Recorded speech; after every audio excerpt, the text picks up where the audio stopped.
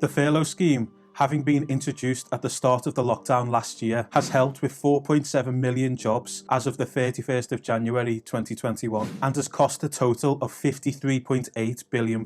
Currently, the furlough scheme, also known as the Coronavirus Job Retention Scheme, allows employees to claim up to 80% of their usual salary on hours not worked, up to a value of £2,500 per month. However, after having been extended 3 times already, the furlough scheme is currently due to come to an end on the 30th of April 2021, sparking fears of massive job losses, closure of businesses, a spike in unemployment rates, and a lot more people turning to the government for help in terms of benefits like universal credit.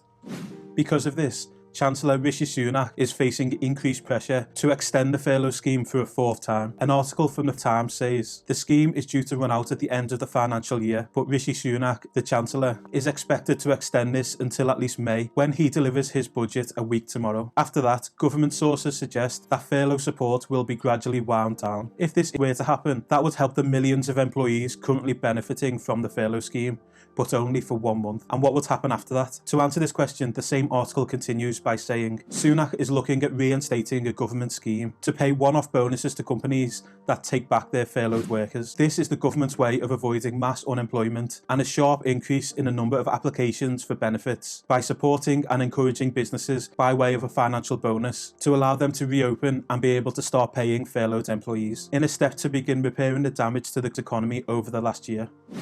Tony Danker, the new Director General of the Confederation of British Industry, said progress on the vaccine rollout brings real cause for optimism, but almost a year of disruptive demand and extensive restrictions to company operations is taking its toll. Staff morale has taken a hit and business resilience has hit a sobering new low. He continued, the government must once again stand shoulder to shoulder with businesses to underwrite support for the duration, helping viable enterprises to last the course. Ahead of the budget announcement on March 3rd, the CBI wants the government to extend the furlough beyond April until at least June. To many people, this may seem like an obvious solution. Extend the furlough and the support to businesses to avoid mass unemployment and businesses failing. But there are repercussions to this, and the Institute of Fiscal Studies warns any extension of the furlough scheme beyond the 30th of April must be limited and carefully targeted to avoid choking recovery. The influential think tank has suggested that extending furlough beyond the point at which most restrictions would have been eased would hamper recovery and prevent the economy from recovering.